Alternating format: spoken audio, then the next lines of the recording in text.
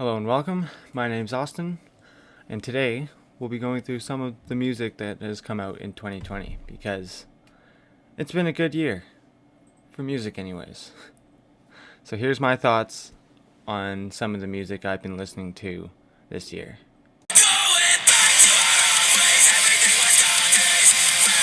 So we kicked off the year in January with Dragor putting out the World Is In Your Way. And I found this band through watching Jared Dines on YouTube. I love Tony. I've always loved him in Jared's videos, and his vocals on this album are sick. My favorite song is definitely Roots. The chorus is amazing. Just the whole song just makes me wanna just start pushing people. I also love the lyrics. I've always enjoyed songs about the industry, even though I don't know much about the industry. But that's fine. I'm allowed to enjoy things. My least favorite song was probably "The Real You," and it's not a bad song. It's just nothing really caught me. Overall, the album was very solid, especially for this band's first coming together. It's it's very high energy, fun. So if that's what you're looking for in a hardcore album, pick up the Dragged Under. Listen to them. They're sick.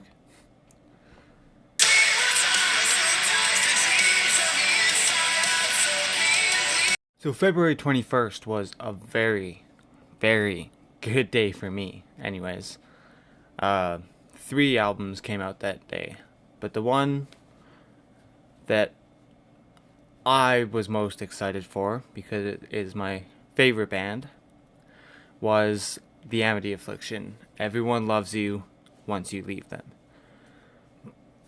This album was sick. Soak Me in Bleach, definitely my favorite song. I feel it was a really good mix of their older, heavier stuff and their newer kind of, I don't really know how to explain it. Their newer sound like they had in Misery. And I really liked Misery. This song's definitely hit my top 5 favorite Amity songs. My least favorite was A Loneliness, and it's still a good song. It's more that it just felt to me like it belonged more on Misery, just tone and feel wise. Lyrically it does fit very well into the rest of the album, but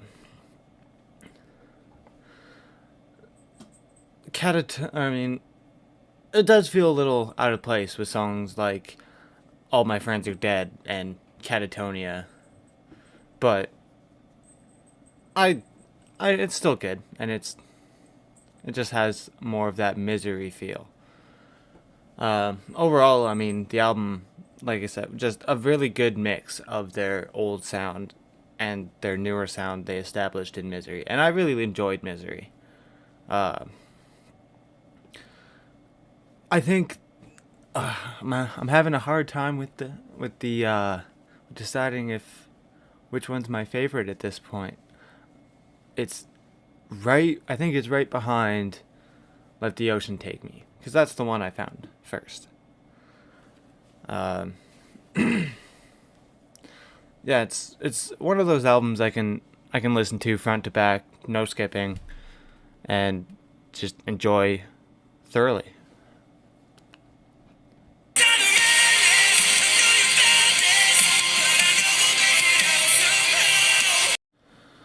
The second album that I was very excited for was The Word Alive's Monomania. And, just the title song alone. And the title alone. Monomania, that is sick. But the Monomania itself is a super fun song. I love that song. It's definitely my favorite off the album. My least favorite was probably Death Is Only the End. it's not because I don't like it. It just didn't have that little moment that kind of just grabs you, you know? Like, I like it, but I don't actively pick it when I'm picking out a Word Alive song. But overall, they just keep getting better with each album. I originally found them during Real? Yeah.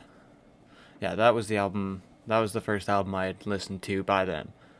And hearing that they've lightened up a little bit, I mean, a lot of bands that have done that I listened to at that point, I'm not really into anymore. But they keep improving so much and keeping that same feel to their music. And I think that Telly is probably one of the best singers in metalcore. I personally think, anyways.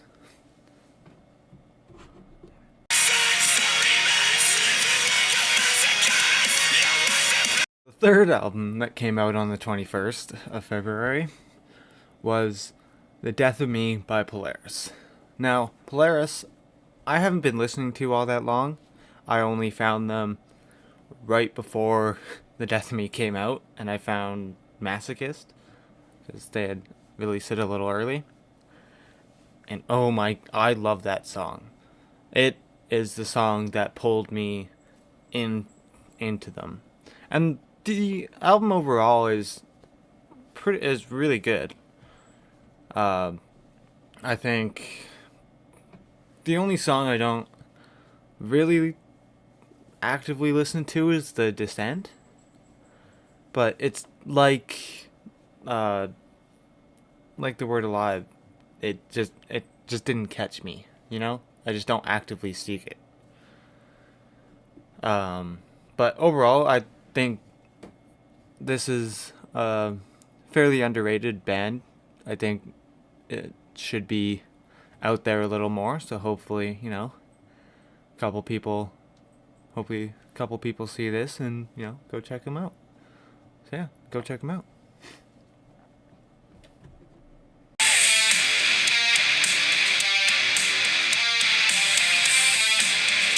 So a week later, 4 Years Strong came out real strong with Brain Pain on the 28th. And this album is fucking amazing. It is personally probably my favorite album of the year so far. And that's even above the Amity Affliction, which is saying something, because I fucking love the Amity Affliction. Anyways, Get Out of My Head is definitely, in my opinion, the best song on the album.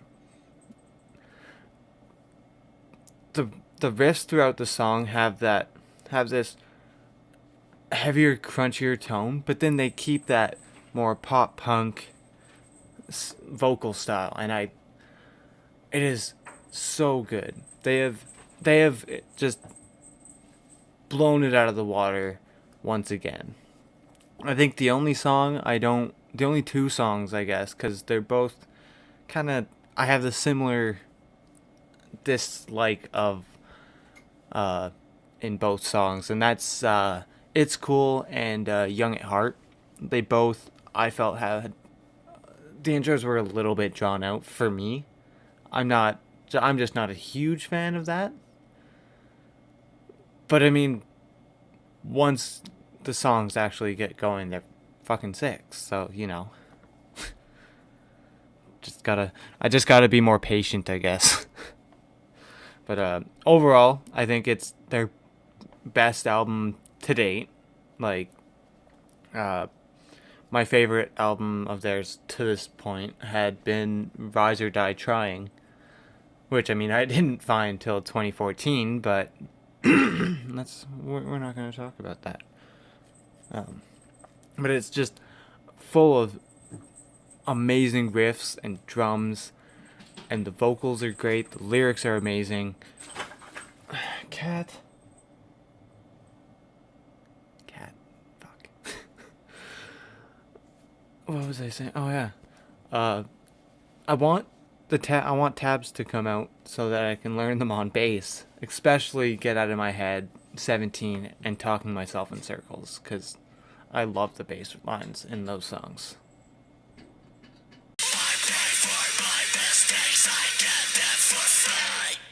So last but definitely not least is another album that absolutely blew me away. And that's Silverstein, A Beautiful Place to Drown. This album, I I didn't think they could get much better, you know? It's just they keep getting better and better and better. And this album is really the pinnacle so far. My favorite song, I can't even really pin it down. It's kind of between Burn It Down, because I love Caleb Shomo and Beartooth. And I always find that him and Shane's vocals mesh really well. And I've always loved when they do things together. But Bad Habits has such a good bass line. Just... And they used screaming in both songs. They utilized screaming in both songs very well. And as a vocalist who does a lot of screaming, that's something I personally look for. You know, for... You know what? Yeah, I'm just gonna say both. They're both my favorite song, because this is my channel, and I can do what I want! Anyways. My least favorite song was probably Shapeshift, and it's the only song on the album that I find... It felt like it didn't really have its own defining trait. Like... I don't know. It just never really caught me, I guess. Overall, this album, I personally said, or like I said, think it's their best to date. And I think they could have used a little bit more screaming, but I think that's just me being a screamer, I guess. But they do use it, where they do utilize screaming, they use it very well. God damn.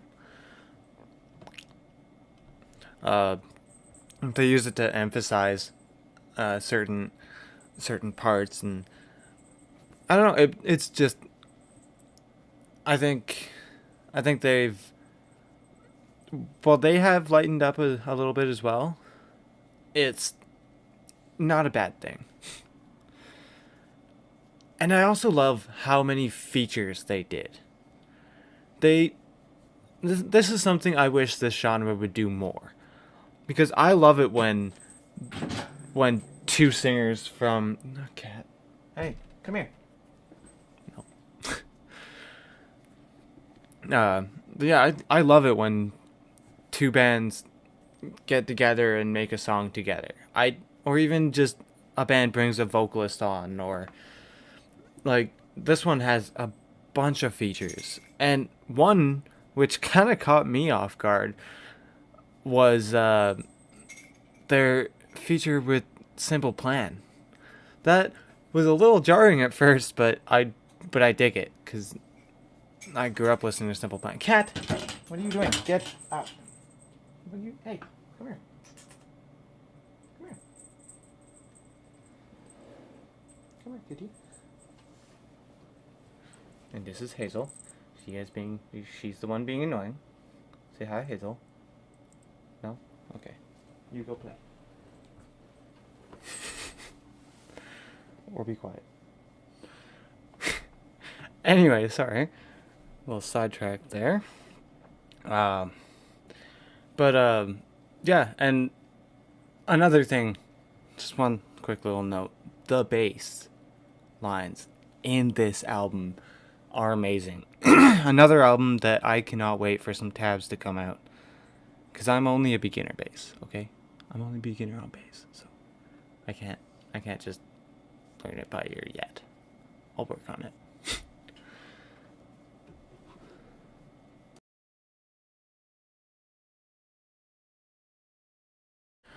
So a few honorable mentions that I just haven't had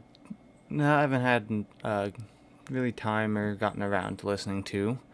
You have Hollywood Undead released New Empire Volume 1. I used to be a huge Hollywood Undead fan.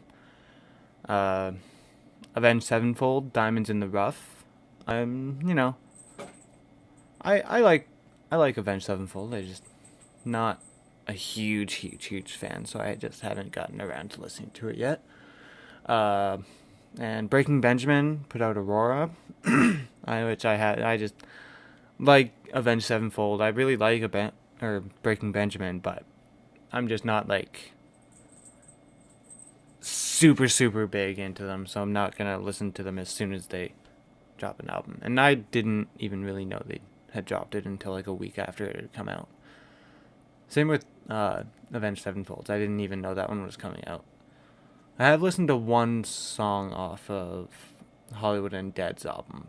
Maybe I'll do a review on one of them or more if I get around to it. I do want to start doing more music-related content on my channel because I love me some music. Why did I go southern there? Anyways, with that, I'm going to end the video. Thanks for watching. If you like, leave a like. Leave a dislike if you didn't. Subscribe if you want more, and I'll see you next time. Thanks for watching, please subscribe and come back another time.